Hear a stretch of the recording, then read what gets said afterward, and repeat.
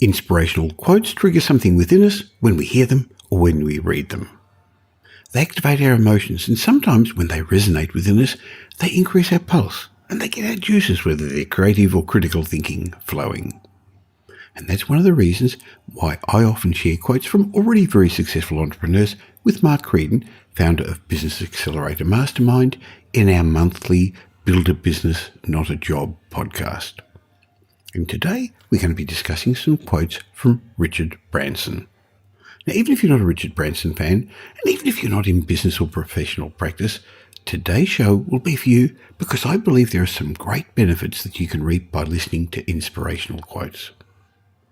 Maybe when you hear Mark and I dissect some of Richard Branson's quotes, you'll get a different or better angle on a particular subject. Maybe you'll get an insight into the thoughts and teachings of somebody a little wiser than you and me. Maybe you'll learn something new, or maybe just the repetition is going to remind you of something you already knew, and hopefully it'll trigger something within you to get you back on track or further down the track. And even if you're not a fan of quotes, I hope you're going to enjoy today's show, because if you want to become more successful in life, whether it's in business, entrepreneurship, investing, or just simply in your relationships, learning something from others' successes and mistakes is a great way to move forward. But you can hear all the quotes you want, read all the quotes you want. If you don't use them for your benefit, if you don't apply them to your life, you're not going to get much use out of them, eh? So maybe today's episode of my podcast is one you should listen to a second time, maybe at 1.5 times speed, so you get even more insight second time round. So welcome to today's episode of the Michael Yardney podcast. Welcome to the Michael Yardney podcast, where twice each week you will learn a number of new ideas regarding success, property investment, and money in around 30 minutes. Our show is brought to you by Metropole, who specialise in helping you grow, protect, and pass on your wealth through strategic property and wealth advice. Now, here's your host, Michael Yardney, Australia's authority in wealth creation through property, who has been voted one of Australia's top 50 most influential thought leaders.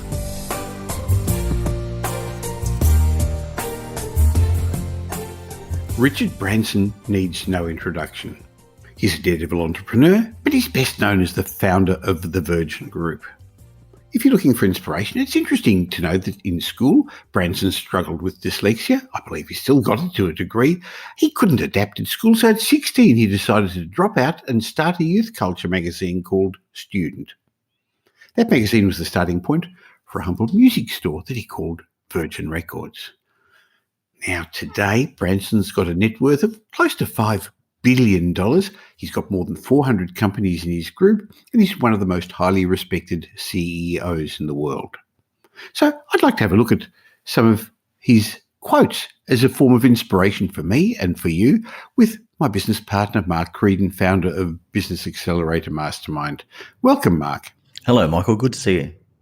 Now, I know you like quotes and I know you like biographies. Have you read Richard Branson's biography? I have. I read Let's Not Screw It, Just Do It a number of years ago, and it was a great read. It was a quick read, but very well worthwhile having a look at. Yeah, I think there was another one that he called something like Losing My Virginity.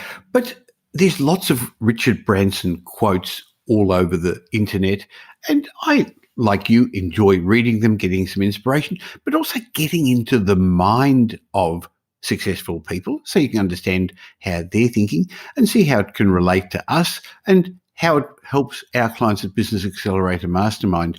Now, you mentioned the name of his first book. Well, one of the quotes that's plastered all over the internet from Richard Branson is, "Screw it, let's do it." Well, what do you take from that? Yeah, I think that one of the things that we often do, Michael, in business, in life, is that we wait for the perfect time.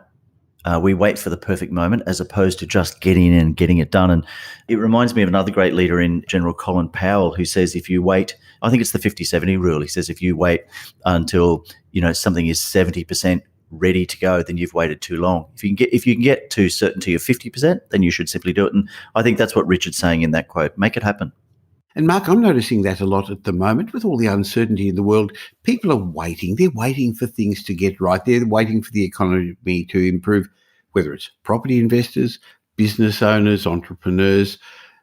But there's two groups, or actually, I guess there's three groups. We're finding some are just, they've given up, and that's a real pity. That's a real shame. There's others who are just hunkering down and treading water, but others are taking advantage of the opportunities. They're either getting going already or getting set up to get going, Mark.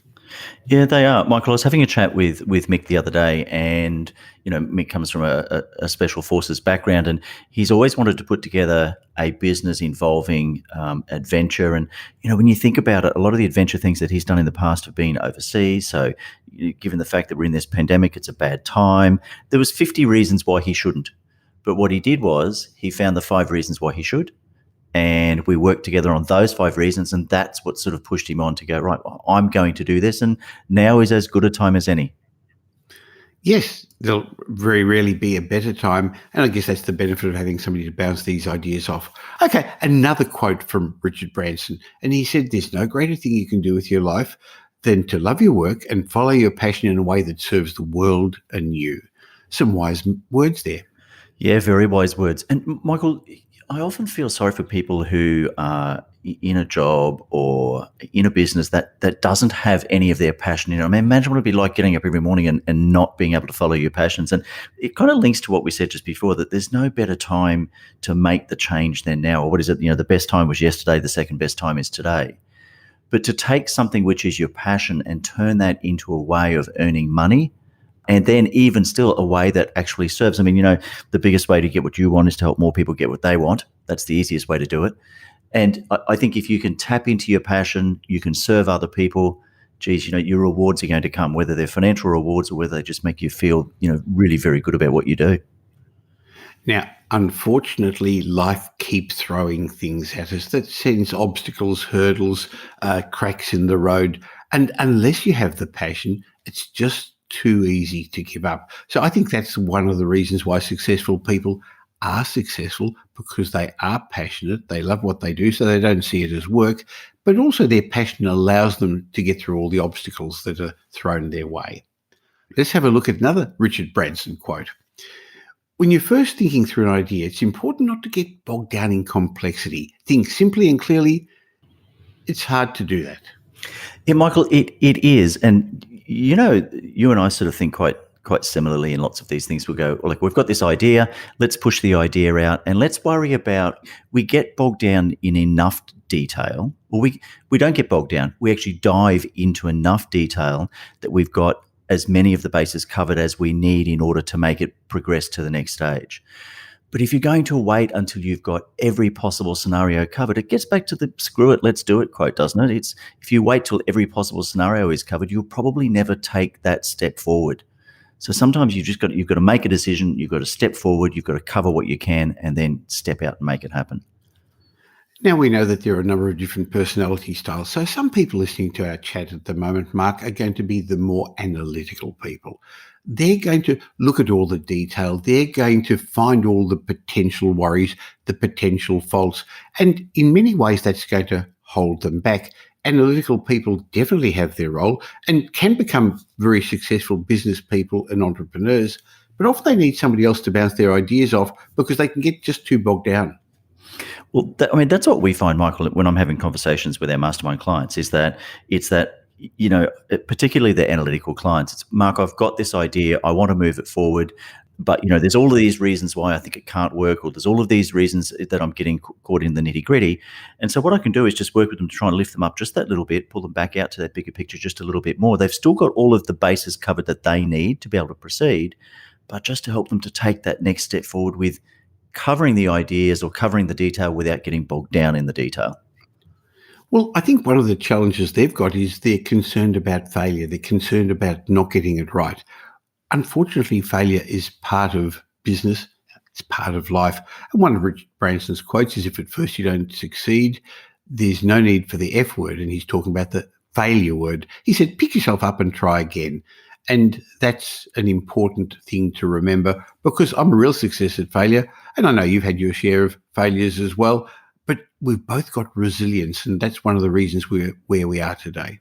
Yeah, Michael, that's right. You and I both know people who in business have been entrepreneurs who actually haven't failed, And they thought that their lack of failure was actually a badge of honor. It was something that was going to make them successful. But the fact they hadn't failed meant that when things weren't going quite according to plan, they actually couldn't cope. Ultimately led to a bigger failure for them, didn't it?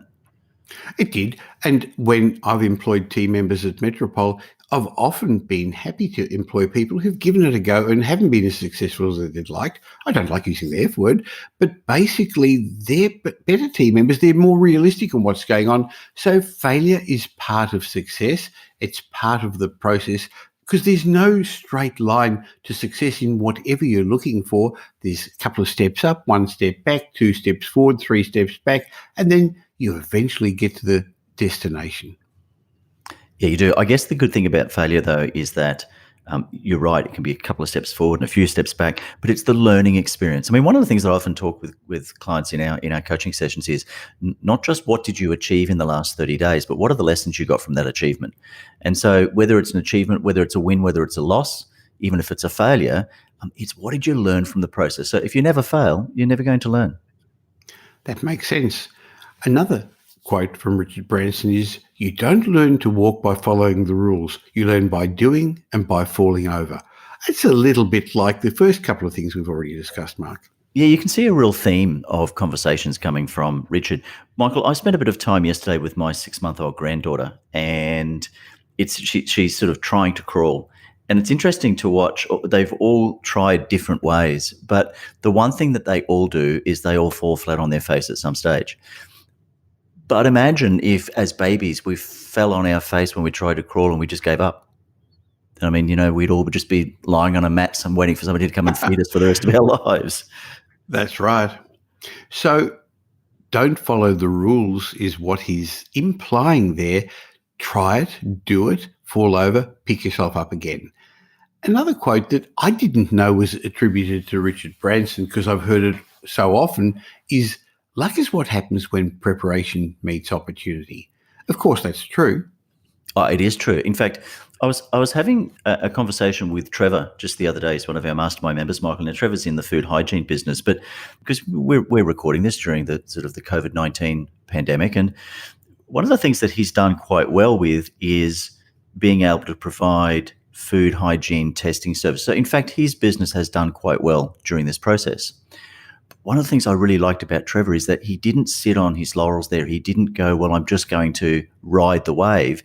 He then started looking at, well, how, as we come out of the pandemic, how can I now move away from testing to prevention? So he stepped into the prevention process.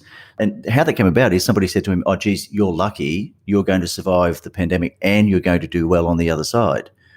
But it isn't luck. It's preparation that he's done in order to meet that emerging opportunity. So it's a perfect example of the quote from Branson. I think you've got to be the right person in the right place at the right time, but you also need to have the right headspace, the right mindset. You've got to think correctly. Otherwise, luck and opportunity will pass you by. Now, the next quote, I'm not totally sure I agree with it. You know me, Mark, but Richard Branson said, "Don't become a slave to technology. Manage your phone. Don't let it manage you." Well, I actually think you're selling yourself a little bit short there, Michael, because one of the things that you're very good at, I know that you love your technology, and I know you love your phone, and I know you love being on the phone and emailing, etc., even when you're on holidays, when you can holiday. But one of the things that you're very good at is batching your time. So I know that you spend time doing podcast recordings or you spend time writing your book. And during those times, you turn your phone off. I mean, your phone's turned off right now. So you do actually manage technology. And it's one of those things where technology was designed to make life easier for us, not for us to become enslaved to it. Great thing about a phone is even if it rings, it doesn't mean you have to answer it. You can actually batch your time, batch your phone call time, and you'll get so much more done if you do so. So the message really is don't be a slave to technology, twist things around and make technology work for you. Yeah. Now, another quote from Richard Branson is, "Chance favours the prepared mind. The more you practice, the luckier you become." I guess that fits in with the one we mentioned a few minutes ago.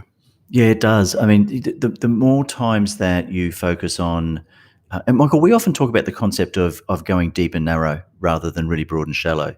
So whatever it is that you're looking to do, the more that you practice, a certain number of steps or a certain aspect of what you're doing, the more specialized you become, then the more you practice, the better you're going to become at it. And then what happens is then, you will have a prepared mind, and the opportunity will find you because of the skills, the skill set, and the experience that you have.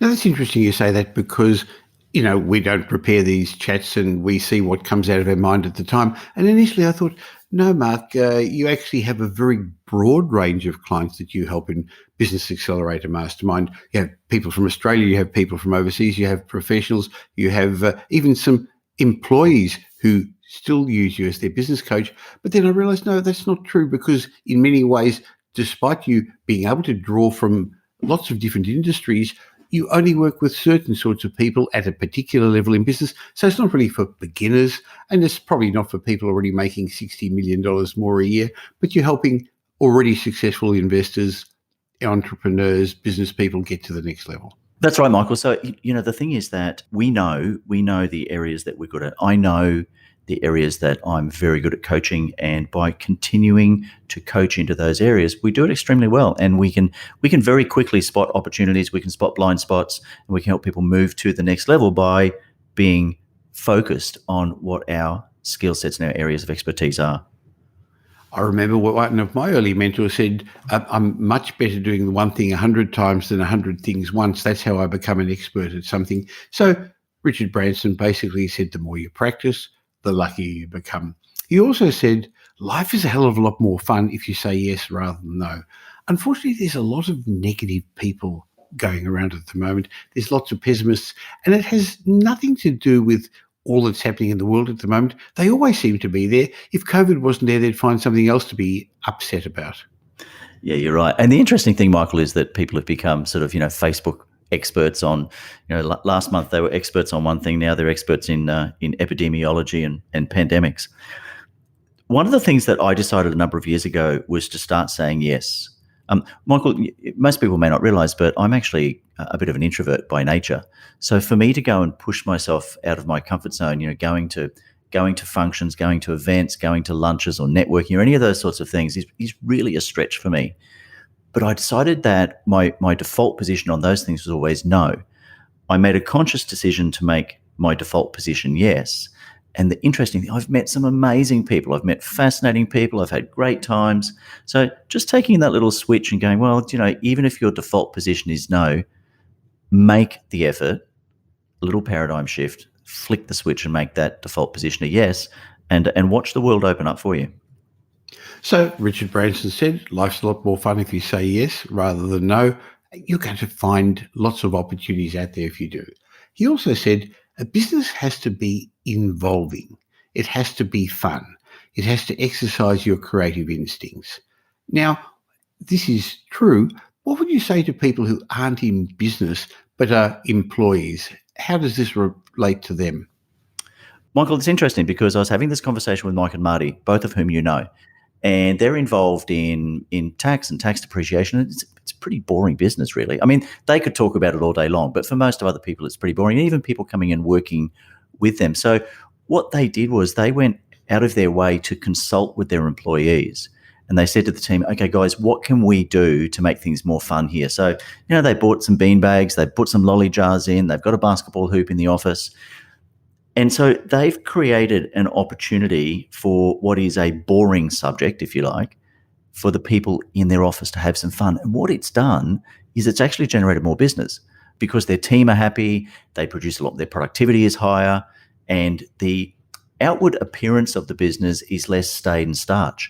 So even if you're not a business owner, but if you're an employee, if you were to take a positive twist on your thinking and take to your boss, to your managers, to your business owners, some ideas around why it is that fun should be had in the business, and show them that it can actually increase productivity and consumer confidence, I think you're far more likely to get that across the line.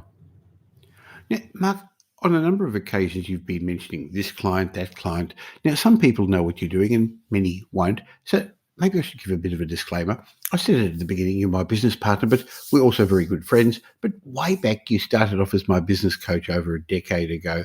And I've had business coaches for close to 20 years. It's one of the secrets of my success in business by having somebody as a coach to see my blind spots, to keep me accountable, to give me ideas, even though I come up with lots of ideas, but also to help me. And even in our partnership, we both bounce off each other, but I know you still take on a coaching role. And then I started referring clients to you. Some of our other Metropole directors started using you as a business coach. The whole thing looked so good. The results were so good. I thought, I want to have part of this. And so almost 2 years ago now, we became business partners with your wife, Caroline, and we run Business Accelerator Mastermind. But why would somebody who's already successful and who's had other professional careers before, why would you even get into business coaching, some would ask? Because there's that whole theory that those who can do and those who can't teach. Well, Michael, I got into business coaching because I've always been an entrepreneur. I was just saying to somebody the other day, I think I had my first business when I was, 7 or 8. I bought a 20-kilogram bag of peanuts and set a stand up outside my parents' house and dropped them down into little bags and sold bags of peanuts. The problem for me is that the only way that I knew to be successful in business was to work hard and work more and work longer hours and never see my children and, ruin my first marriage and almost to the point where I was completely burnt out. Well, not almost to the point, I had completely burnt out. I just realized there had to be a better way. There had to be a better way not to do that to myself, not to do that to my family. I spent lots of time, lots of money, and lots of energy finding new ways to create a business that was far less dependent on you as the business owner is something that I really focused on. So in lots of ways, Michael, yeah, that's right. I mean, I know it's often, you teach that which you most need to learn. And in fact, what happened, I did need to learn it. I learned it. And now I want business owners to be able to learn from my mistakes so they don't make them for themselves. I've done the hard yards. They can now reap the benefits of it. Great. So if you want to find out more about Mark Creedon, if you want to have the same business coach I do and business coach to a lot of successful entrepreneurs in Australia, go to Business Accelerator Mastermind's website at Metropole Mastermind. There'll be a link in the show note and you can find out more about Mark, because the coaching program that Mark provides is very, very different to any other one I know out there. There's lots of one-on-one time with Mark. There's one-on-many, and he has many great guests, local and international, on hot seats. And in the good old days, we used to get together 3 or 4 times a year as well. Can't do that now physically, but we can do that virtually. Business Accelerator Mastermind, go to metropolemastermind.com.au. Now, Mark, we were working through some quotes from Richard Branson. And another one he said was, I've always believed that the way you treat your employees is the way that you're going to treat your customers, and the people flourish when they're praised. Well, I think we all know this is quite a common theme for Branson, and in all of his Virgin companies, he's always believed that it's your team first, your customers second, and your shareholders or your stakeholders third. And most of the philosophy he has around business works on that model. But Michael, speaking of sort of existing clients, I was having a conversation with Mark the other day. Mark's quite a large car dealership here in Australia, in Brisbane. And one of the things that he did, he actually got his senior leadership team together, and he decided to actually monitor them catching their team doing something right. So he went on a 6-week campaign where it was getting his senior leadership team to catch their team doing something right and to give them little mini rewards along the way. And the really interesting thing is when he got to the end of the 6-week program, he'd actually increased his customer satisfaction levels by nearly 33%. So he was catching the team doing something right. He was giving them little rewards along the way, lots of praise. And it showed in then the way that they dealt with the customers. So customer satisfaction with the business as a whole increased by nearly 1/3. Interesting. Another quote from Richard Branson is that things that are hard won are much more valuable than those that come easily. I think that makes sense, Mark. Yeah, it does. I mean, you and I often say that people don't value something that they don't have some kind of skin in the game for. You've had to, skin your elbows to achieve something. If it comes too easily, you don't value it. So things that you've worked hard for, success that you've worked hard for. Michael, the only little overrider I'd put on that is a conversation we just had before, and that is that it's one thing to work hard. It's another thing to have to make all the mistakes. If you can work hard alongside someone who has already made those mistakes, then life becomes even easier. Just a little twist on Branson's view of the world. Now, The next one, some people may argue a bit with, but he said there's a slim line between genius and insanity and between determination and stubbornness. But so true. Yeah, it is. It is. And I mean, we could talk about really famous people like Robin Williams, who that fine line between genius. Most of the people I know who are extremely good at what they do, I think we've all got that little bit of insanity in us. I mean, in lots of ways, Michael, there's a little bit of insanity in going into business for yourself and taking all the risks and having all the debt that goes with it. But aren't the rewards so much more worth it than if you don't take those risks? But I think there's a fine line between genius and insanity. The other thing is between determination and stubbornness. I think you've got to, in order to be successful in business, in life, in investing, you've got to be determined. Where the stubbornness lies is, I think, if I can quote the old Kenny Rogers song, you've got to know when to hold them and when to fold them. Yeah. So the difference between genius and insanity, I think that people who think they know it all tend to annoy people like me who are people who know it all. Yeah, nicely put. Nicely put. I like that. Now, a couple of last quotes from Richard Branson. I'll continue questioning. I'll never completely get to the truth, but I want my life to be one long strive to get there. What's he saying there, Mark? I think what he's saying, Michael, is that you've got to keep learning. You've got to keep looking. You've got to keep asking questions. You've got to keep, we talk about innovation in business and in life. If you can keep asking questions, keep looking for new ways of doing things, keep looking for information. Keep reading books, keep watching videos, keep listening to podcasts like this, keep learning. One of your favorite sayings, Michael, is that if you're the smartest man in the room, you're in the wrong room, or you're the smartest person on the team, you're in the wrong team. And I think that's really what he's saying is there, that maybe you'll never get to the point where you are all-knowing. Maybe, self-actualization doesn't actually exist in this lifetime. But if you can just keep pushing forward and constantly striving. We're talking about Mick before. One of the mottos of the Australian SAS is around the never-ending search for perfection. Interesting. So keep striving.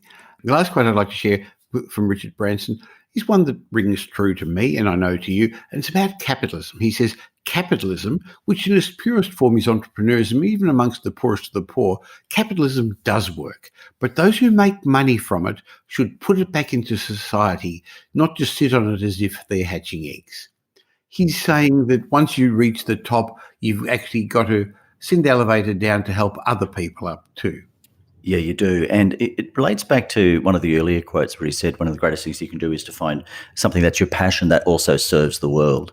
So as entrepreneurs, we've got an obligation. There's nothing wrong with capitalism. There's nothing wrong with being successful. You shouldn't have to apologize for making good money, but there's an obligation to look after those less fortunate around us. And I have to say, Michael, I know you do that. And I have to say, I don't know a successful entrepreneur that we work with or that I associate with that doesn't follow that.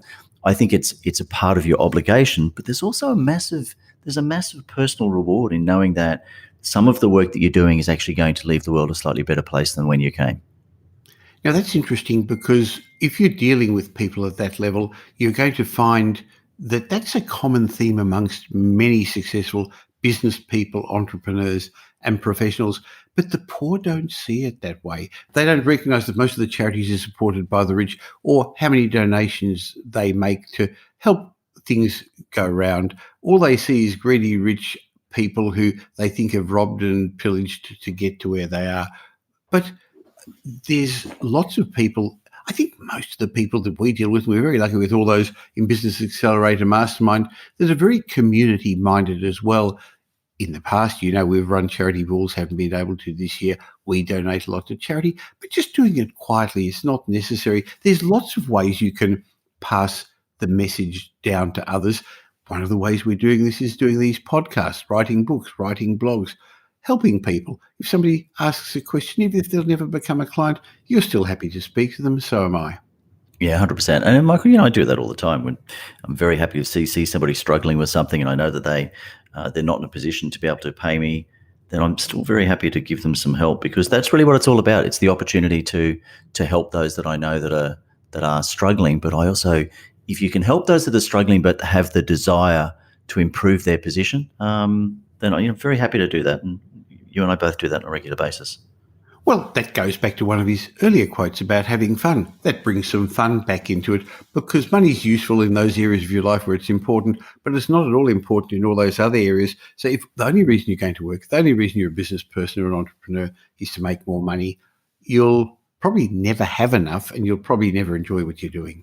Yeah, 100%. You get to that point where you ask how much is enough and what else can you do instead. I agree. Sure.